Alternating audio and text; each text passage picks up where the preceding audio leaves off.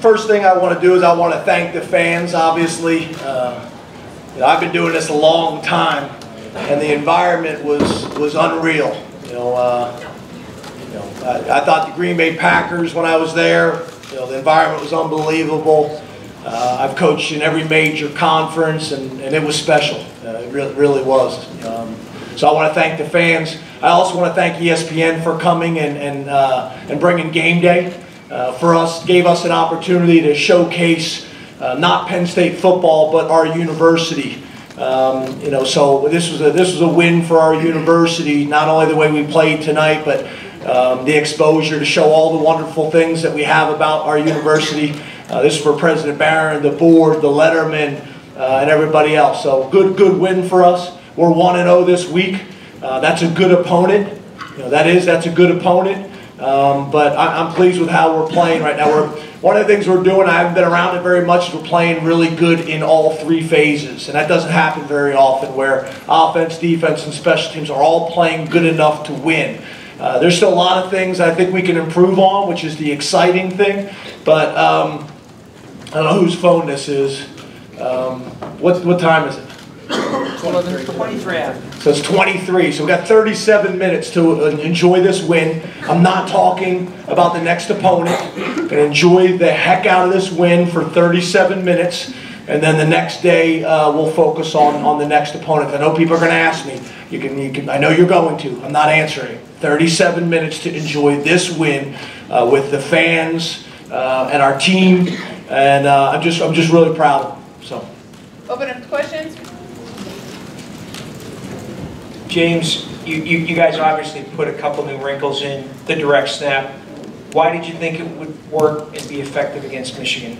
Well, I think just the fact that we were able to show some different looks that we haven't showed, lining up in empty and staying in empty. We hadn't really shown that. That was a big self-study deal.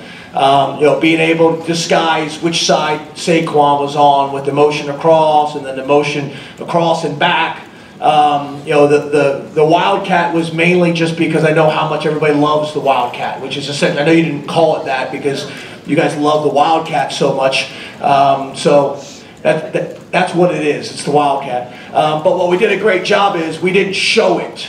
We didn't show it. So instead of lining up and putting the quarterback out wide, we were able to shift to it at the last minute so they can't go to a Wildcat check. So we had some wrinkles in there. We also watched on film and felt like if we lined up in a static empty that we could get Saquon matched up on a linebacker. And that's what they had shown on film, and that's what we were able to do today. And I thought that created some opportunities for us as well. I thought the O-line played great. Very pleased with them. That's a really good defense. All week long everybody was talking about their defense. We got a pretty good defense around here too. So just overall really good. Our defense. The one thing, obviously, the one thing I'm probably disappointed during the game is we turned the ball over. We really had a good thing going there. We turned the ball over. It gave them momentum. I didn't think we handled defensively sudden change well. That point after that turnover, they kind of got some momentum and moved the ball more than they had up to that point. But again, overall, really did some good things. Coach, obviously the Wildcat got you started well, but the first quarter in general, 90-0 against opponents, only team in FBS, not to allow a point in the first quarter. I mean, talk about how these fast starts are obviously playing with the lead makes it a little bit easier. Once again, everybody wanted to talk last year about us being a second half team. I agree. That was an area that we needed to improve and we needed to get better. We spent all off season, spent all camp, spent all spring ball. And continue to do it, when you have an explosive offense like we do and you're playing really good first quarter defense and you can get a lead, it changes how people have to play. So, so we play with an aggressive mindset and an aggressive mentality in all three phases, and, it's working out pretty good for us right now. James, Trace McSorley's play, can you just evaluate what he showed, especially from first half to second half? He did miss a couple throws in the first half, but he came out in the second half and really seemed to be pretty much laser focused. You take the interception away, he played a really good game. I mean, you're talking, with the interception, he played a really good game. He ran the ball well.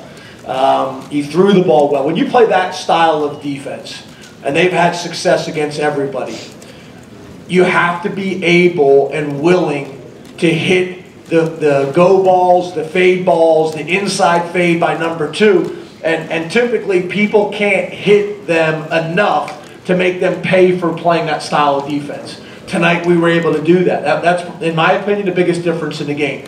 When you're able to complete long balls, shots down the field against a team that is trying to sack your quarterback and trying to play man coverage, you know, you're gonna be difficult to deal with. And we were able to do that tonight at a fairly consistent rate, as well as get some, you know, some pass interferences or holds as well, which factor too.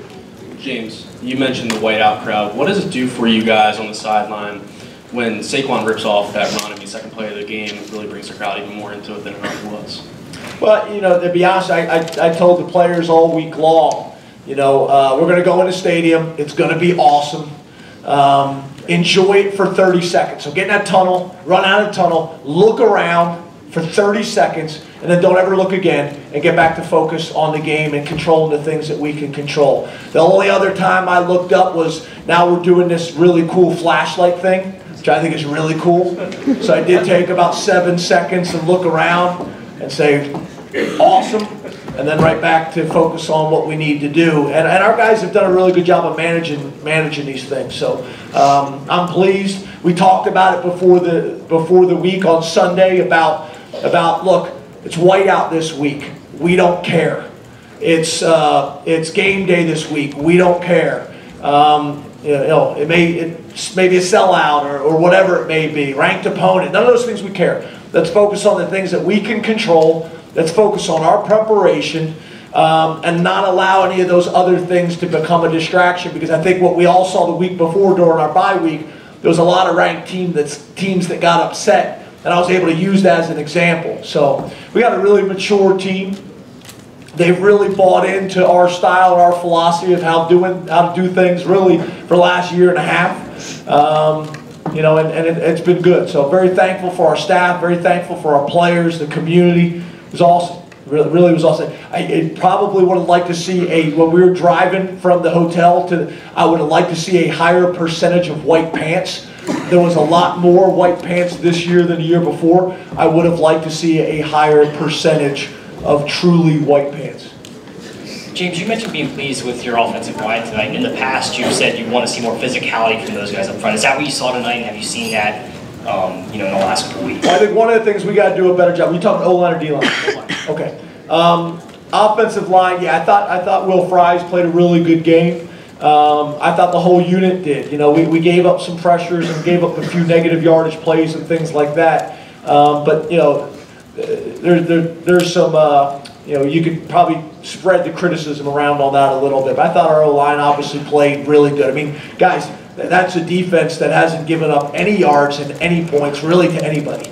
So, you know, very proud of them.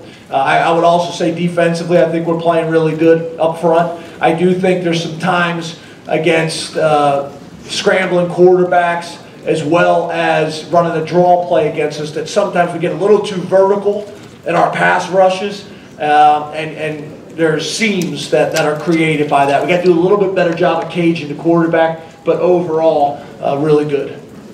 James, Deshaun Hamilton finished 6 catches, 115 yards. What do you think of his game tonight? And Saquon Barkley bobbled it, catches it himself, takes it in. Have you ever seen a guy complete a play like that?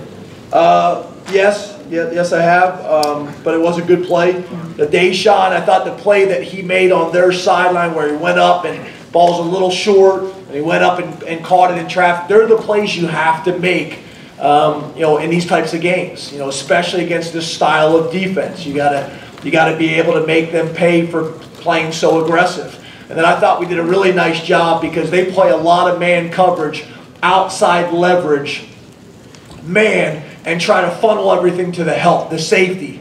And then we beat them outside a few times on some long balls. And then they adjusted even wider, and then we went to running slant. So then we hit Deshaun Hamilton with the slant against outside leverage versus man, which was a nice adjustment. We didn't really even have that in the game plan. It was just something that we were able to make an adjustment at halftime and get that done. So we got a mature team, so we're able to make adjustments like that on the fly and have success with it. So there's a lot of value in that, obviously. Time for 2 more?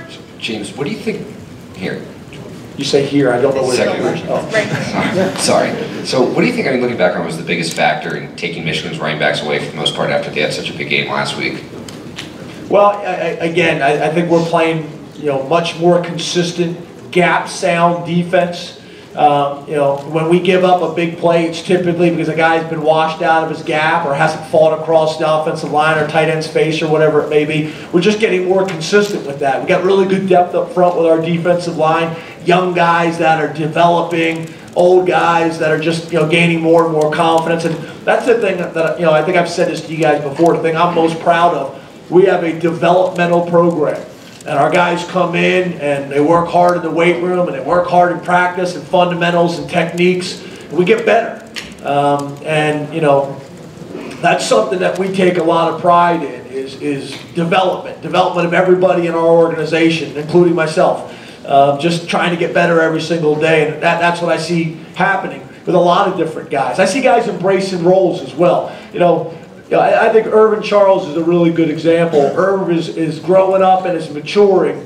I would make the argument Irv is one of our more valuable players right now with his role on special teams. Would he like to have a bigger role in offense? Yeah, I get that. But what I love about him, as well as a number of guys, is he's got a role and he's bringing tremendous value with his role on special teams right now. So, I'm proud of a bunch of guys. James, the new wrinkles, new formations, new motions, are those things that you've worked on for a lot of the season? And if so, how hard is it as you go through the first half of the season to avoid the temptation to use that and show it on film when you know you got something that might work? It's stuff that we worked on in camp. We had another play that Joe wanted to call, and I just said, I prefer you not. But plays that we've been running in camp, and then each week we kind of go back. What do we want to use from our overall playbook? What do we want to use that we ran in camp? But the fact that we have some recall helps. So all the stuff you've seen tonight, we've run before. So now you can kind of go back to the guys and say, okay, we're going to focus on this week because of the matchups or the leverage or the angles, creating space or green grass or whatever it may be. And we're able to do that once again because we've got a mature football team and they can recall on previous experiences. So, yeah, I think there are also some things that Brent and Charles and Joe try to save for the second half of the season, so that you can kind of have a little bit more variety in your game plan when you need it.